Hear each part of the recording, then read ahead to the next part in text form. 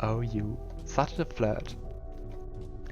Then he turns quick and alert, his hands balled into fists at his side as he sniffs the air.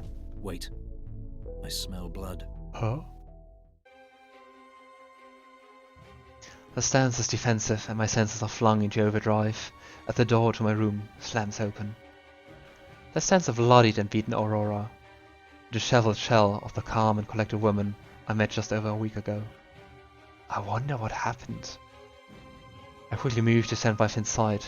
His teeth are bared, but he stands firm beside me, reaching out as if he means to grab me if required.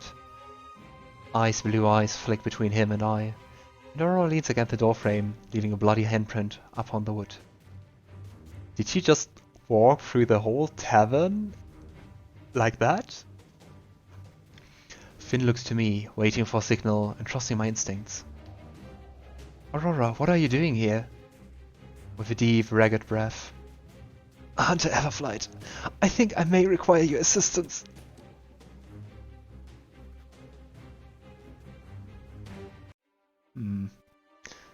Hunter Everflight, I think I may require your assistance.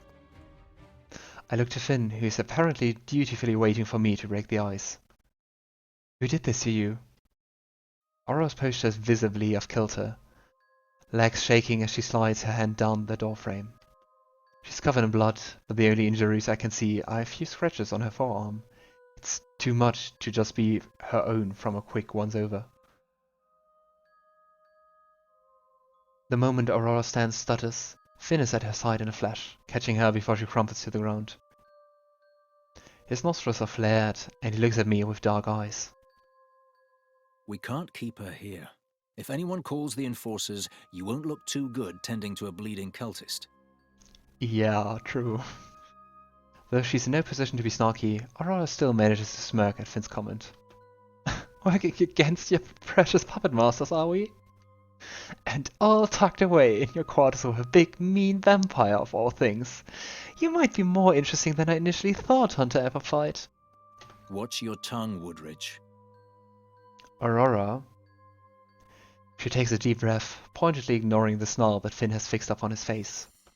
I encountered a little trouble on my evening walk. Finn giggles. Do you have a cold? No. Please, do continue. I ignore the little exchange, guessing that Finn knows a lot more about her than I care to find out. He helps her over to the bed, letting her fall into the mattress. When you say trouble, a creature, the one that has been giving you hunters some actual work to do. Finn lets out a pained groan, running his iron hand over his face before stepping close to me. He takes me by the arm and leans into the press his lips to my ear. You really should take her elsewhere. I guarantee Willenheim will want to hear what horrible little things she's been up to. Take one look at her. She's bloodied and disheveled, with undoubtedly quite a story to tell, and I decide that Finn is definitely correct. Trust me. Look, the last time I encountered it, it was receptive to my visit, but this time, not so much, as you can see. I was just trying to help it. Wait, the last time? She shrugs, uncaring, as if the most obvious thing in the world that she'd be comfortable around the thing that'd been murdering my colleagues. Next is it. When's the wedding? I nudge him with my elbow, trying very hard not to laugh. He notices, and that makes him far too smug. Stop that. I came here for assistance, not a show. You've always been weak for humans, Casimir. This little unit doesn't surprise me in the slightest. Yeah. Aurora is a little too familiar for my liking, especially after revealing what she just has. The gravity of the situation doesn't touch her, and her callousness irks me. You know, I should arrest you for being in contempt of the agency. Consider your words before you speak next. She bristles, but she seems strangely impressed by my authoritative tone. Very well. Finn looks at me, his dark eyes, if not a little curious, as Aurora steadies herself and heads for the door. He leans in, his voice low. Nice work, General. I playfully swatter him away, and his answering laugh has Aurora glaring daggers at us, clearly unamused. Having him around doesn't do much for my professionalism, apparently. Wait, how are we going to get her past the tavern full of people? Ha! Finn crinkles his nose at her, sniffing the air. She's very bloody, isn't she? Not exactly subtle. Just look at her. Then he grins, and something tells me he's got it covered. Leave it to me. I gently take hold of Aurora's arm, assuming she's not a flight risk, but taking precautions regardless. See you later? I'll be counting down the seconds, Hunter. Oh.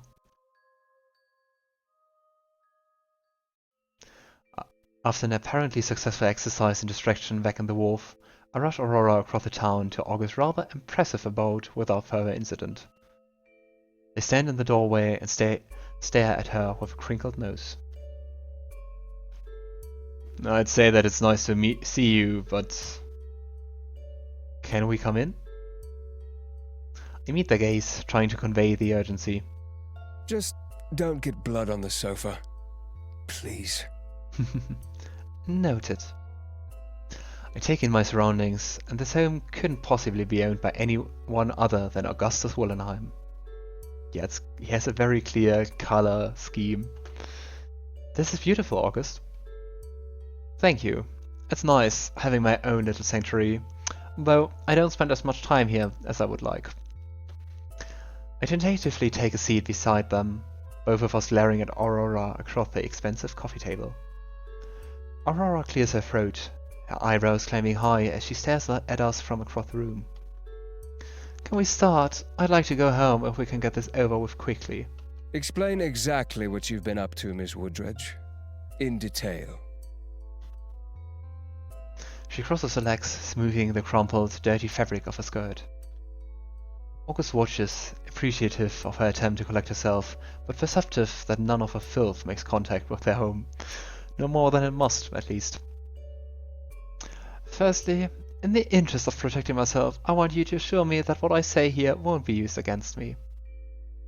From what I gather, you're working against the Enforcers, so I suppose you do well to agree to this condition. Augustus looks at me for confirmation and a shrug, knowing that she's right. We can't afford for her to go to them at this point, to go to anyone but us. It stays between us. Good. Now, I understand that you're aware that the level of creature activity has increased here in Lunaris as of late, Enforcer Willenheim? August nods. Yes, Valeria has done an excellent job in putting systems in place to ensure that we are on top of it. The number of fatalities has significantly dropped in the last year, if that's what you're getting at. Aurora hums, contemplating their statement with a tilt of her head. Lunaris had the lowest mortality rate of any town in the whole of Ezra until very recently. Did you know that? They shift uncomfortably in their seat, avoiding eye contact with the both of us. She's playing a game, almost mocking August's obvious intelligence, I assume. Of course, I was aware of that, yes. Don't you think that's awfully strange? That all of a sudden one of the most peaceful areas would turn into the epicenter of creature activity? That one day they began descending upon us in droves, stronger and faster than before. Did no one in your agency investigate a potential cause? I look at them again, assessing their reaction. My interest is considerably piqued. Lunaris was never on my radar before I was called here. I only knew of its existence because of Harry and James' notoriety. So, I certainly did not know this. Ezra is made up of cities and towns far larger than Lunaris, so for Aurora to claim that this sleepy little place is the hotspot for creature activity is beyond alarming. August? With a deep breath, August responds. I'm aware that there was an investigation, but that nothing was found. We chalked it up to the simple fact that we aren't doing a good enough job of eliminating the creatures as a country. That they are multiplying at a rate far quicker than we and everyone else can effectively handle. Another quiet hum. I gather that she's simply testing them. Aurora knows a lot more than she's letting on, clearly, and it brings back a touch of her knowing resolve. So, why, in the last year, has that magically gotten better? Until these recent murders began, Lunaris was relatively peaceful again, wouldn't you say? Not as peaceful as before, but an improvement was seen, yes. I'm no wiser than you, Enforcer, but I do know that the thing committing these murders is no ordinary creature. And I know that the method in which your precious leader has used to fix the problem is an unsavory one. But something isn't right here in Lunaris. Something is drawing them here, and whatever that something is, it's making them stronger. Very interesting character. Tell us, what happened last night? How did you find the creature? Aurora daintily clasped her hands in her lap, taking her time to respond. I often check the graveyard and the forest surrounding the Abec before I sleep. I like to know that there's no creatures out there that may need my help. You have Lux for that.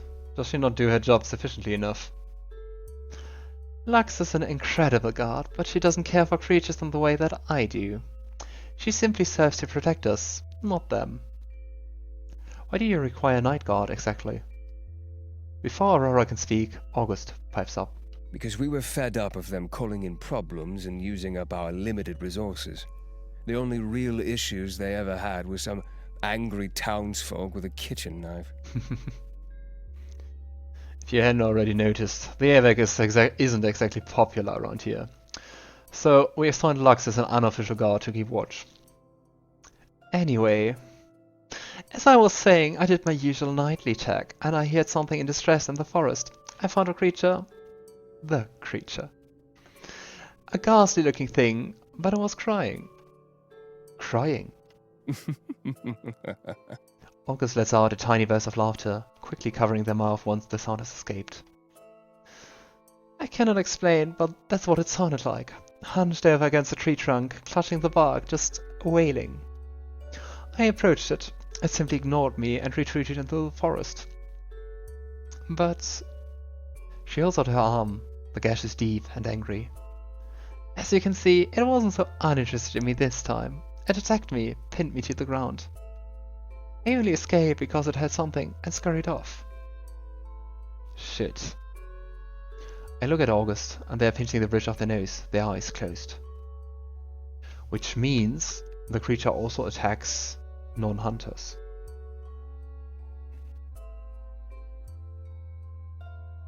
I look at Aurora, taking note of her confidence and her poise. It's impressive, but I can't help but wonder how the hell she knows all of this information she just unloaded on us. You know an awful lot about the Enforcers, even more than us, apparently. How?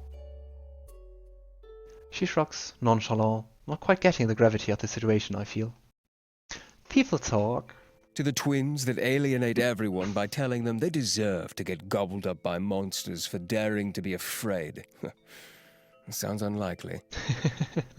The friendly ones. Believe it or not, there are people in the sad little town that are more afraid of the Enforcers and your hunter pets than they are of the monsters. They see you talking to the things that lurk in the catacombs, the vampires, the lichen, the demon. They may smile and seem friendly, but they are just as much of an untamed creature as the ones that lurk in the woods that you don't allow to drink in the tavern or sleep in your beds. I watch as August rises and walks to stand in front of the fire. Aurora hasn't taken her eyes off me, her expression inscrutable. You need to see a healer. She shrugs, uncaring, sparing her bleeding arm a fleeting glance. Like I said, it's just a scratch. He's right. You don't know what the hell that thing is, and you're already unsettling enough without suddenly sprouting horns. You should seek out Ezra. At least we know he'll be discreet.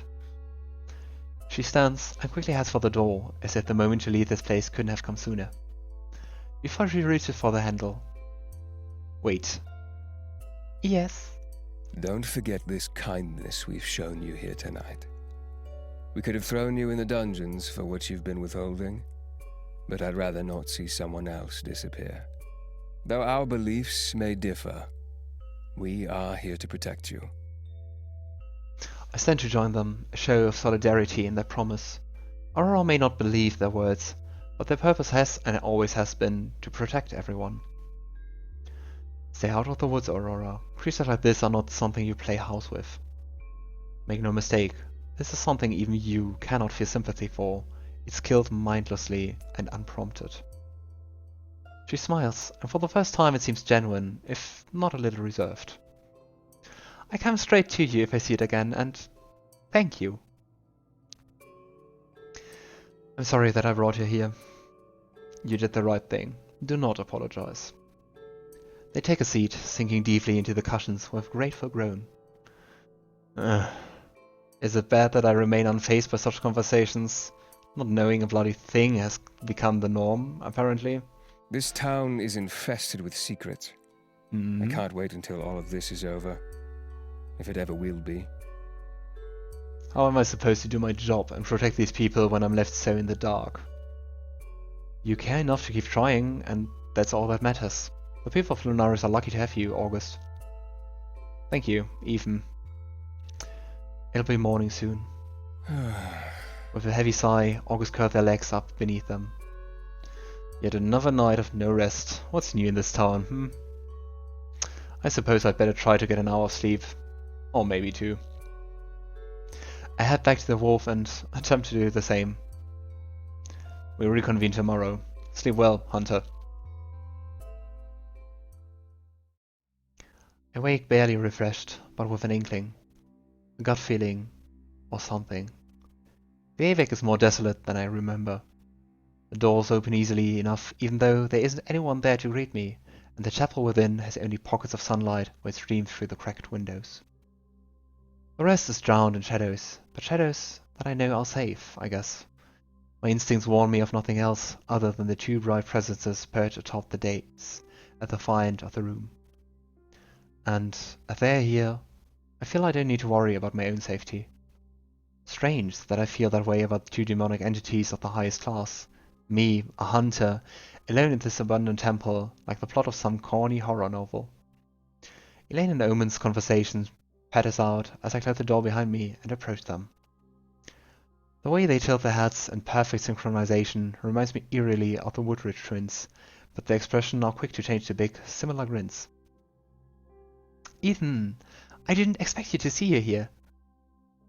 He slides off the dais and comes down to meet me. I incline my head at him in greeting, but my eyes are on still seated Elaine. She stares back at me and smiles, bright and soft, and raises her delicate hand in a small wave. It's good to see you well, Elaine. Elaine beams at me, clapping her hands together. Oh, it's good to see you too. I'm sorry the last time we met things were so messy. With a small oof, Elaine pushes herself off the dais and approaches me as well, and my second, I suppose, impression of her is that she's far cheerier and much less cautious than Omen. There's a spring to her step even as she strides, eating out the distance between us with wide, confident steps. She sketches a curtsy for me. When I try to return it with a bow, she giggles. Thank you. I was hoping I would see you again. We both were. I had something happen with Aurora. Yes, Amaros looked so worried. She picks anxiously at the cuff of his sleeves as she mentioned him. My eyes are drawn to the movement, as are Omen's, and is that my imagination, or is that a tiny crease between his brow? Does he not like Amaros? Before things can get awkward, however, I clear my throat. An idea strikes me. I have a question actually for the both of you. Identical brown eyes blink at me. They really are twins, even if not human ones. When we were speaking with Aurora last night, she mentioned something. It seems, in the last few years, supernatural activity has been at an all-time high in Lunaris. August figured out it was only because the volume of creatures was increasing faster than the enforcers and our hunters could control them, but we have our doubts. And I know instantly I was correct to doubt, as the air around us seems to shift and change. Omen sucks in a deep breath, his hands going to clutch at the back of his neck, eyes averted. Elaine purses her lips and clasps her hands in front of her, but she keeps her gaze on me. For a moment, she's no longer a soft-eyed young woman with large teeth and a pretty smile. For a fraction of that moment, I perceive her as a thing behind these human details. Something old and seething and immense gazes at me through those eyes. The pressure near crushes my lungs, with the force of her presence. Then it dissipates, so fast I could be convinced I was imagining it. And it's because Omen's hand is on her shoulder. No, it's fine. Ethan isn't trying to... He trails off. Elaine pats his hand, but slides it off and turns to face me fully. The smile's back, if just a little sharper than before, and she raises the hand. I almost flinch, but all she does is point at my weapon. Can you please remove your hand from that? That's a lot to ask of me after that little display. Elaine inclines her head. You have a point, I suppose.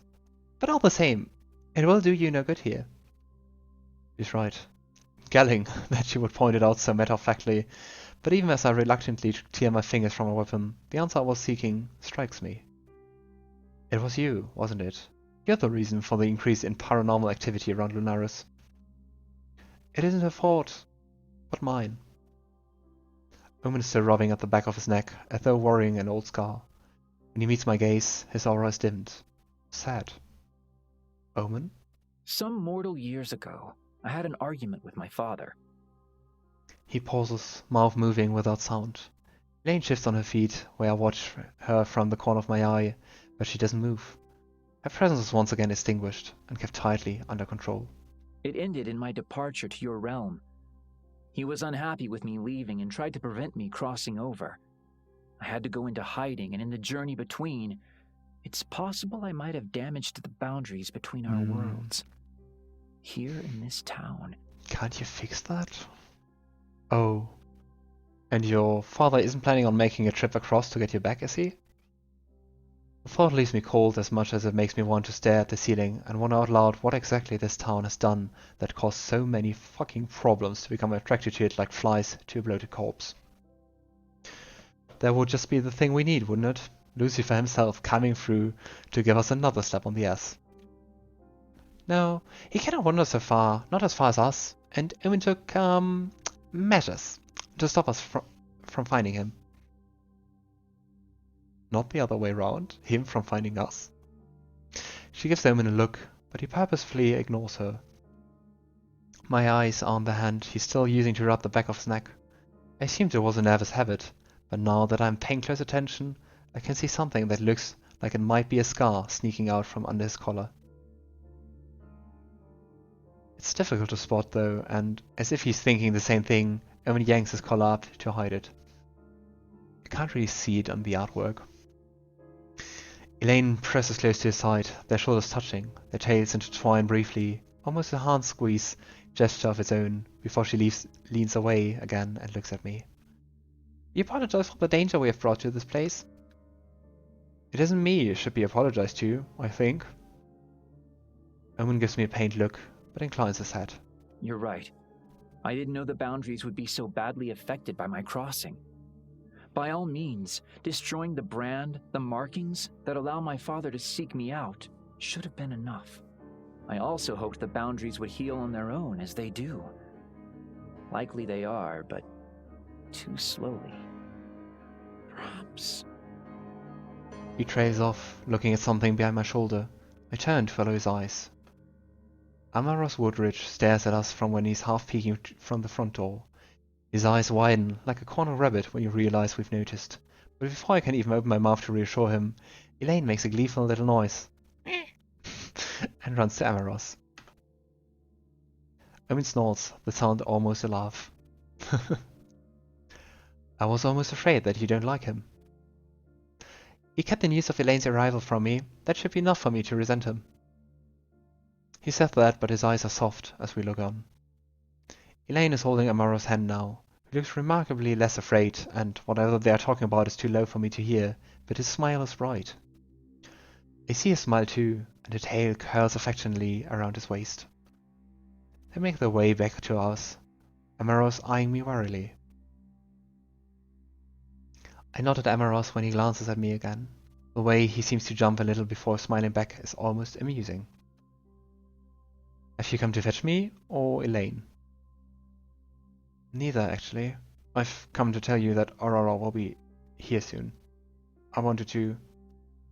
Trace off uncertainly. Probably not sure about betraying his sister's view on things yet. I'm not sure how much of that I can sympathize with, but after the mess last night, I'm nothing if not glad I don't have to see that woman again just yet. I have a feeling she would have something galling to say about all of this that I should also make a report on. I scratch my head, thinking about what exactly will go in the mission report for this entire mess.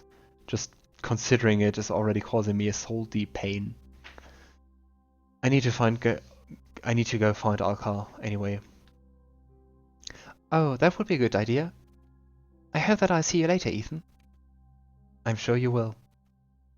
He hums in agreement, reaching for me as though he wants to put his hands on my shoulder, but he seems to think better of it at the last moment and turns into an awkward wave before walking away. Oh. I linger for a moment longer, watching Amaros and Elaine's conversation.